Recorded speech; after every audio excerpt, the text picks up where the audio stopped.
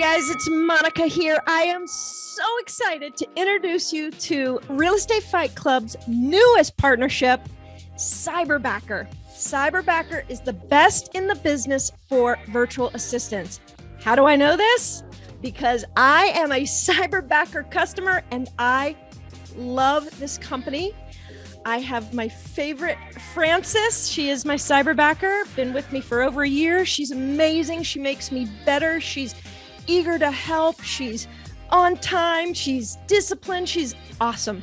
And this company, Cyberbacker, has figured out the system from the interviewing process to find out what I need, to the interviewing process to interview several Cyberbackers, to the onboarding process, to the training process. Very buttoned up, very awesome. You and I both know it's time for you to leverage. It's time for you to take that step, and Cyberbacker is a really safe, awesome solution. Make sure to mention Fight Club, and you will be getting a free gift. All right? Do it. Make the call. See ya.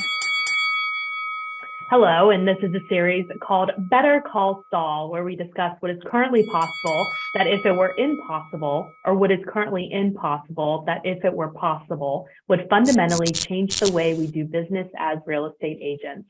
On today's episode, we are going to be talking about inflation, yay, and why it's good news for real estate agents. Here with me is my co-host, Rachel Real, broker owner of Rachel Real Estate in Chicago. She's been an agent for 18 years, even though she's only 25. Right. I don't look a day over 80 either.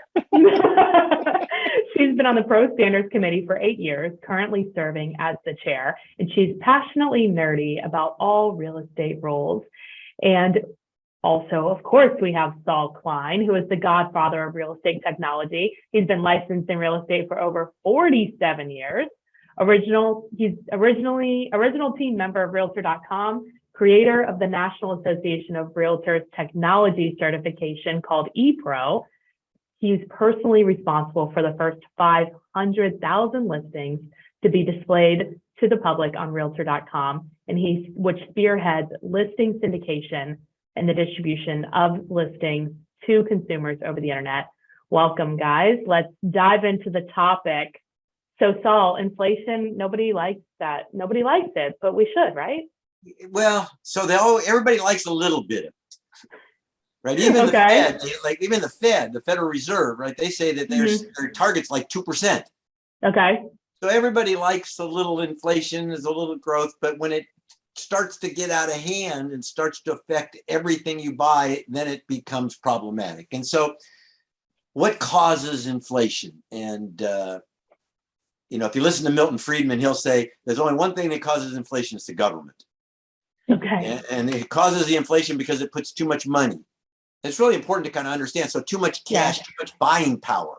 And so lending creates buying power. Right. So what creates buying power? If I go out and do a job and the person gives me, I pick apples and they give me a bag of apples for the apples that I picked, right? Now I can take those apples out and trade them and everything's in balance. Right. When somebody says, I'll give you a loan on those apples, and then they put more capital into the marketplace, then it creates inflation.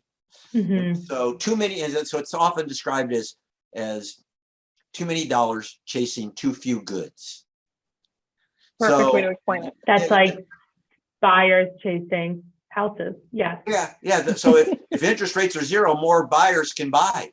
Yeah.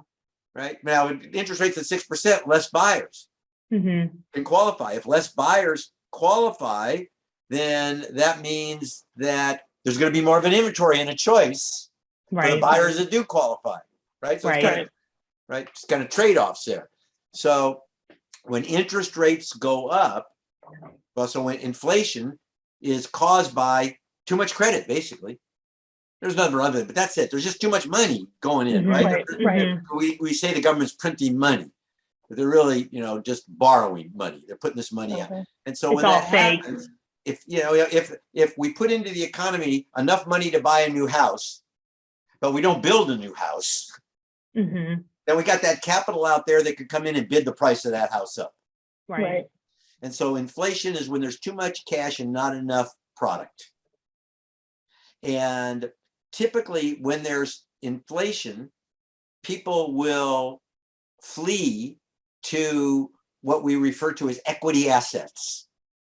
And those are assets that doesn't matter if inflation is 10%, the asset goes up 10%. Right. If inflation is 20%, the asset goes up 20%. So when there's an inflationary period, you want to make sure your assets are invested in equity assets, of which real estate is one. And so consumers should understand this, particularly consumers who are sitting on the fence thinking, should I buy, should I not buy? Yeah. Right. Because this inflation is going to create a lift in all the property values. Right? Now, if they start, if the lending gets contracted, if interest rates go up and there's less money out there, then interest rates go up, less people qualify. Now you got more inventory. And so it'll reach a balance, but real estate will not come down in value. Right. The only way that it will come down in value is if somehow they built so much, there's more houses than there are people that want them. Right. And right now, I mean, pretty much every economists don't agree what's going to happen, but they all agree what did happen, which was there was not enough houses for the demand. And even if the demand lessens, it would have to lessen by like such a significant amount that it's almost not even plausible for it to happen. Right. Right. So thus, buying a house now is better than buying it later. Yeah, when I was thinking the other day, well, interest rates are high. Yeah, so I got to pay a little bit more. Yeah, but maybe I can get a better deal. Right, you're going to get Well, a maybe better my deal now. payment You could can always refinance later. You can refinance Rates come later. down, you can always do that. You can't always go back and buy the house that you want at yesterday's price in 3 months from now or 3 years from now. Yeah, so if Right. interest rates go up and fewer people qualify, then the sellers might have price reductions, and we're actually seeing more Right, price yeah. reductions in the marketplace. So the people that buy and pay a higher interest rate, they might be paying it on a lower loan amount. And then you're right, Right. Rachel, they could always refinance later. I can't Just do imagine that later. loans coming down too much, because even 6% is a great interest rate, isn't it? Yeah. Well, in all reality, right. Look at historically, my first house was, 7.5, pushing 8%, Yeah. Right now, What was I yours, hold Saul? right now I hold the record for my lender for the lowest percentage rate that he did over the last several years. So I'm going to hold that record and not refi ever again. Ever. No, my first house that I purchased, I assumed an existing VA loan because I'm a veteran and I had VA eligibility, and I substituted my eligibility for the veteran who owned the home, and it's 8.75%. Wow. 8.3. Now it was a $48,250 house. Right. So we got to kind of weigh that. Yeah, you're only paying 0%, but you're buying a $2 million house.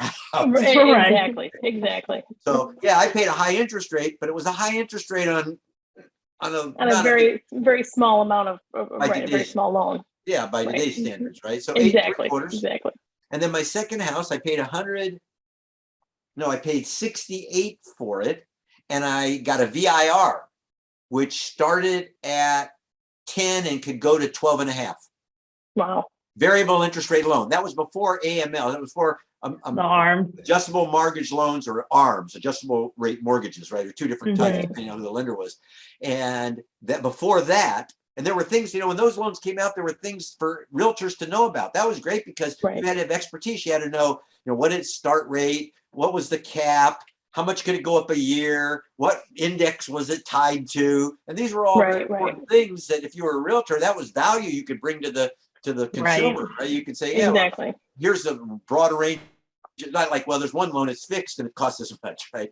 Right. There's broad range of loans and interest rates and what they capped and what they were. And so that was valuable to realtors to operate in that variable interest rate market. It gave them something else to provide, to add value. Well, and it depends on everybody's situation, right? It could be a better situation and better loan for certain people.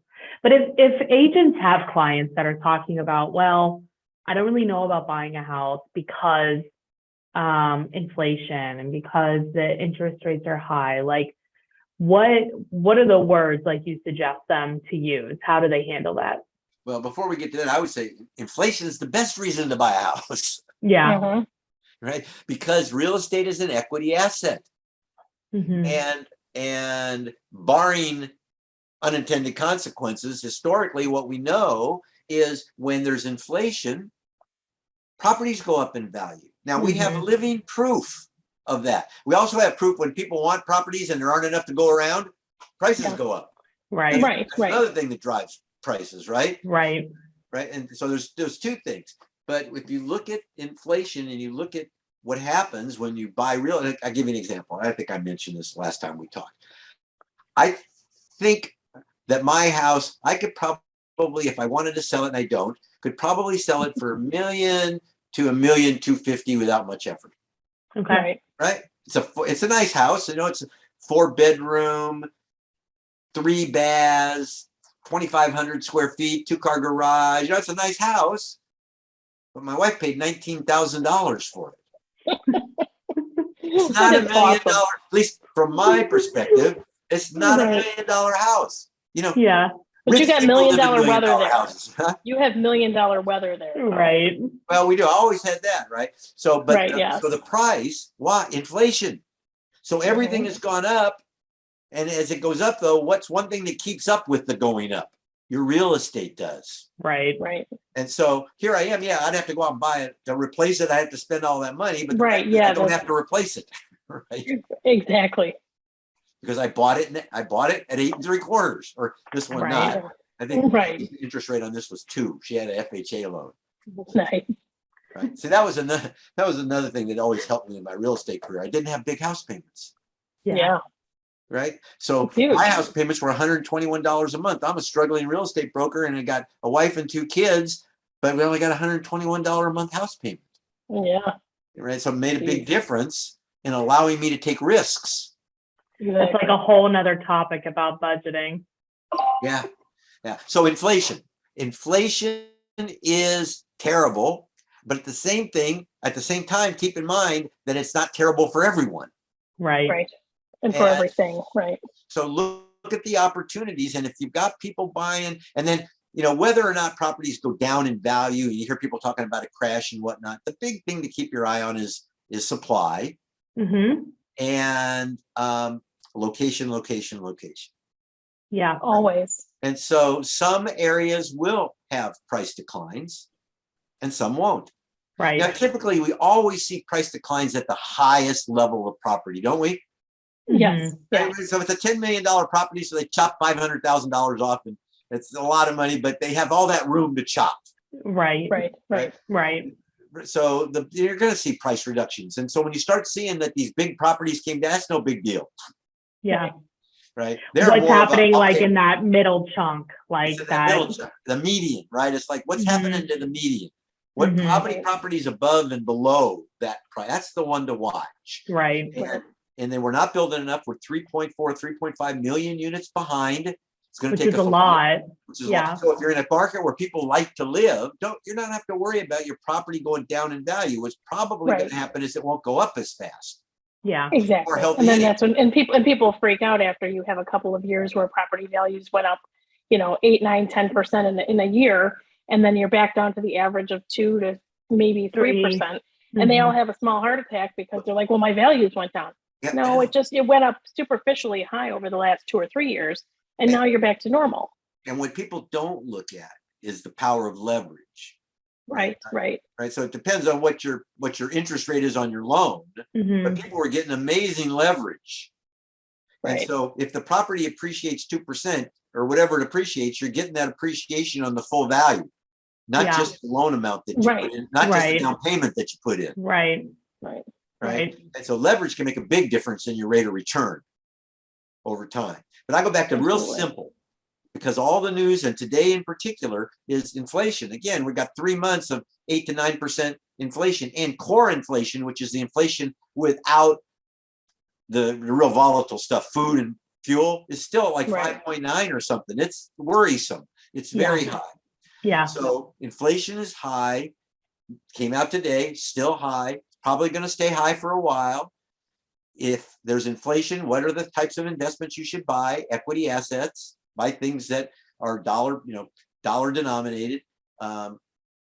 Precious metals, people buy that kind of stuff, right? In days like when we have the economy like this, things that have utility. Right. That kind of thing. So where are you going to put your money? Well, I think first you should put it in real estate if you can qualify for a loan, as long as you have a job. See, the key to success in this, you want to be a millionaire in this country, it's simple. Anybody can be a millionaire in this country, or, can be wealthy. All it takes is a good job, a lot of time, and the discipline to save. Exactly. Yeah. And it'll do it. And I can give you, now that I'm 73, I can give you a lot of examples. Yeah. Of people that I have known, right, over the years that did just that. I had a call the other day from my best friend in high school, who is real interesting. He was a school teacher, and he ended up being my granddaughter's coach.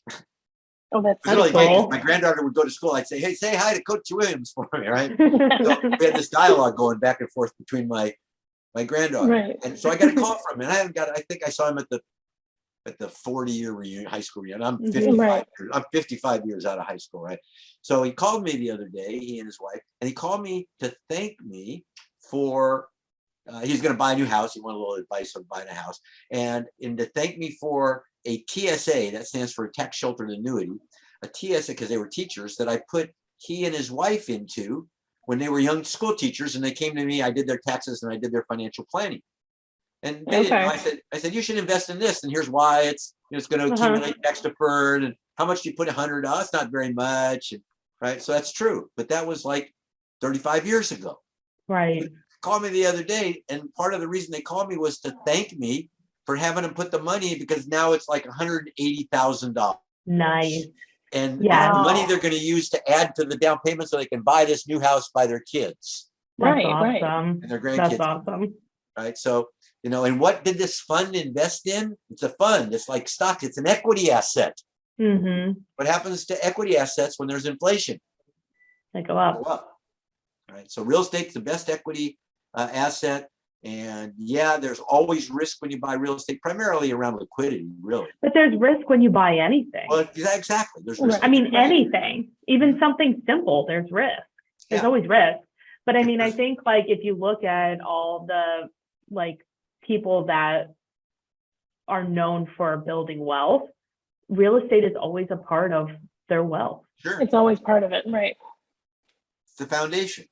Right. And I'll give you another story. I had one of my mentors was an old, I describe him as Simon Legree. You remember Simon Legree? So somebody really a miser. Okay. A miser, right? Very protective of his wealth. Like a Scrooge. Didn't let his wife go shopping.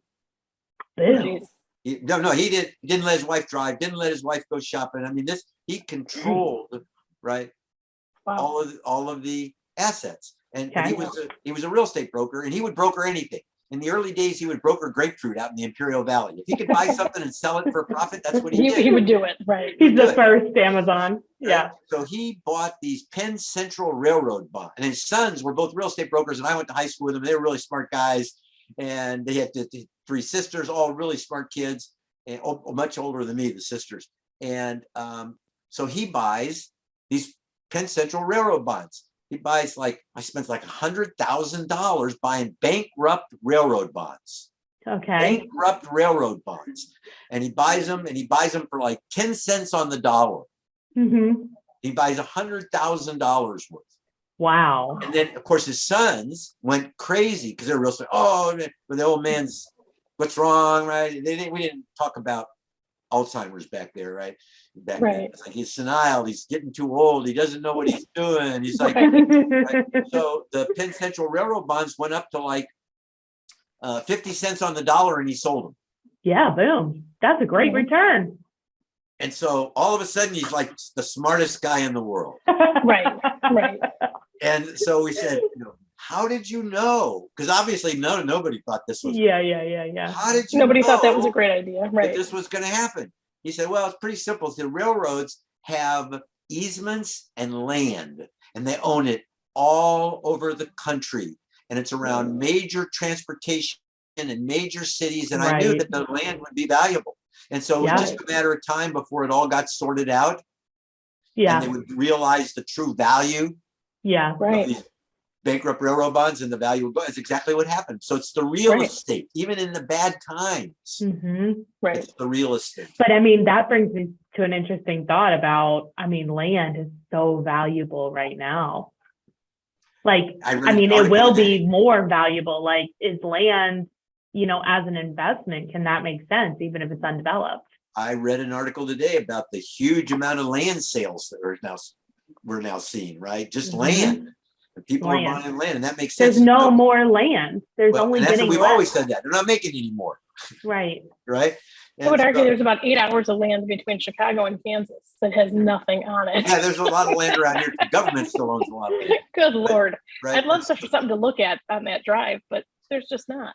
Yeah. So think about, we've talked about this before too. So you buy a house and then you start living in it, and you immediately experience physical deterioration, which is a type of actual depreciation. Right. So you start to experience physical deterioration. It starts to wear out. The floors are getting stripped. Right? So actually, the house, you move in, the house doesn't go up in value. No. You move in, the house goes down in value. Right. What happens? The overall value of the property goes up. Right. Because you have improved land, even though it's not brand new. Now it's 10 years old, and but it's still improved property. But the value of the land always goes up. The land is going up in value, right? And so we've got this housing affordability problem. You can't solve the housing affordability problem if you don't solve the high price of land problem. Right. And so that's why you go to these areas where they zone and you can only build one house on the lot. Yeah. It's a 1 acre lot, but you can only build one house on it. You say, you know what? You ought to be able to build more. And if we're ever going to solve the housing affordability issue, we got to be able to build more houses on the real estate that we have. Yeah, but if we're going to solve, I mean, how many houses behind did you say we were? 3.4 million or something. It depends who you read. 3.4. Well, you can't solve the crisis until that catches up. Well, so you got to start building more. Where? Change the zoning on all the single family lots, and you can build 2 on that lot. And all of a sudden you've got the potential to be able to build more units. So that's actually taken place. In California, they passed SB 9 and 10.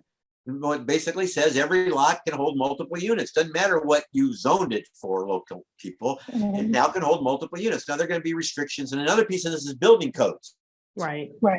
So what stops building from happening? Building codes and zoning. And so if you say, no, on a lot that size, you can only build 1, that's a building code, right? What if you said on a lot that size, you can build 5? Yeah. And all of a sudden, because if all you can build is 1 and the house is 200 years old, that's a bad example because it's probably a historic place. The house is 70 years old and you tear it down, all you can build is a bigger house. Right. You can't do anything else with it. You can't solve the housing problem with it. So different states are going to try different things. California is trying this, increasing the density on every property, and that's going to increase the density in the neighborhoods. And it doesn't have to happen overnight for it to have an impact. It could take 50 years and it's going to have an impact. And a lot of people think nobody wants this, but the fact is that there are generations of people who like it. Yeah. And so you're not build. So you know what? If I want to buy a single family house, I can still buy it somewhere. But if I want to live in a walkable neighborhood, there's one where I don't need to own a car. Well, you have to make them more walkable because you can't. I mean, one of the problems is how people are going to get around, how the transportation, like it's already a problem in a lot of places everywhere, but in California, right? So it's you do have to bring the services in. And then, like you're saying, you have multiple generations that are used to living in smaller spaces, which can increase the density even further. Yeah. And then think about this. If you don't need to own a car because that high density is close to public transportation, then you save a lot of money because you don't own a car, so you can qualify for a bigger loan. So you can exactly. Right. I mean, there's all these factors that go into this. And but good times, bad times, high interest rates, low interest rates, inflation or no inflation, you should buy real estate. Right. Yeah. Buy real estate. Just buy it. Exactly. And especially if you're a realtor, you should buy real estate. Now, if you're a realtor, you should be. There's no excuse for not buying real estate. And if you're not, your license is revoked. Yeah, well, your license. Why did you even get it in the first place? Jen's going to shut you down. You're out. So, but you think of, buying real estate in California and the density and what's happening here, the property values are still going up. Right? They're going to continue to go up. Well, like you said, I mean, the goal for inflation is something around 2%, right? Which means it's going to, the value will rise. I don't think anybody thinks that we're going to end up being back to paying $19,000 for a house. No, those days are done. So right now, I think we're fighting the belief by a lot of people that we're going to end up back in 2008 again. Can't happen. And that's just not going to happen. The underlying reason is so different for the issues now compared to what it was in 2008. We're not going to see that. Yeah. And I talked a couple of people off the ledge from selling their investment properties because they're going, hey, well, I'll sell it now and then I'll rebuy it back when the market crashes. I go, I'm not even going to let you do that. I can't let you do that. There is this unknown factor, right? And that is we've never been here before, so we don't know where we're going. Mm-hmm. Right. And I read it again today, right? It's like people are just unsure because we've not been here before. We've never had quantitative easing to the degree that we had in 2008. And we've never had interest rates as low as we've had them for as long as we had them. It's been a long time. Long, I mean, it's been more than 10 years. Well, none of us have lived through a glable pandemic that affected real estate the way it did. And the GSEs, Fannie and Freddie, are in conservatorship, and they have been since 2008. You think about this. So Fannie and Freddie, they buy up all the loans. Right? They buy up a big part of the loans. Matter of fact, the people don't understand the housing finance industry. They think you go get a loan. You don't go get a loan. You go to the loan to the bank loans you the money that you don't make the payments, the bank takes it back. The bank doesn't take it back. The bank, all they're doing, they're just the front. They're just placing the loan. Servicing it, right. Is this a different video? This might be a whole different, like the nitty gritty of mortgages. We got to do this on our next Better Call Saul episode, I think. Yes, I think we've just discovered our next topic. Yeah, this is a better really remember. Gritty of mortgages. You got to write it down so we remember. I'm going to write it down. We're going to write it down. All right. So our final thought about inflation by real estate. It's here. It's going to continue to go up. Don't be surprised. Right. So when you hear people panicking and getting surprised, don't be surprised. Expect it. Yeah. Right. We know what happened. We know trillions of dollars have been flushed into the economy. We know there's too much money chasing too few goods. We know that. Yeah. So don't be surprised. Continue to live your life. Figure out how you can buy real estate. Figure out how you can qualify to buy. Do your own due diligence. Make sure you're buying in an area because properties do go down in value. Sometimes properties are sold for more than they're worth. Right? That happens. Right. Yeah. Real estate is very local. Very local. Pay attention. Know what's going on. I was talking to people this morning. Maybe hire a really good realtor. Well, yeah, if we you're know not a couple. Right. If you're not in the real estate business, you need somebody who understands the industry to advise you. Now, at the same time, what I will say to people is I know many people who get a real estate license don't know anything. Yes, that's why I said good. Right. Get yourself a really good realtor. You have to make sure, and that typically comes from referrals. Yes. Right. It's not going on Zillow. No. And all of a sudden a realtor gets your name and they start calling you for, no, that's not, maybe they can build trust to it, right? But that's going to take some time. But if people, so this is good because if people want to be a better real estate agent, right? Because that's our audience, is other real estate agents. They want to learn more. They want to make sure they're helping their clients. They want to have contacts. Where is the best way to get more information? Well, for us, it's thedataadvocate.com. Mm-hmm. If you go to the Data Advocate, we're trying to keep up and help people really understand what's going on. But generally, how do you increase your expertise and your knowledge in the real estate space? And you create a reading schedule for yourself. Watch YouTube videos. Seek out education. No, exactly. There's more education than we can shake a stick at. You've got to participate in it, though. You have to dial into it. Yeah, go down to the local board, participate at the board. Believe it or not, just going to board functions, not only are you going to meet people who you might be able to network with, but you're also going to learn things that you wouldn't have otherwise learned. And then how you use that information in your presence, that's up to you. Right. Yeah, so I'm always looking for things that can add value to my conversation with the consumer. Exactly. What can I say to someone that might not be of value to other people, but might be of value to that person? At that point in time, they might be able to use it. So I got to be reading and looking and paying attention to what's going on. And that's what I did my whole career. And I would continue to do that kind of thing. So if people want to get a hold of you, they can go to the dataadvocate.com. Thedataadvocate.com. If they want to email you. Saul at bettercallsaul.realtor. Awesome. And Rachel, if people have a referral for you in Chicago, what is the best way to get a hold of you? Best way to reach me is by cell phone at 630-542-8688 or via email at rreal@dealwithreal.com. All right. Thank you. Thanks, everybody. Hi guys, Monica Weakley here. You know how you're supposed to post about real estate every single day on Facebook? Yes, you do. And the reason is, if we don't remind our Facebook friends what we do for a living and how we help people, they will forget about it. We know it's our job to inform, educate, and demonstrate what we do for a living. Well, I'm coaching agents all around the country, and they understand that, but they're not doing it. And I ask them, why aren't you doing it? Probably just like you.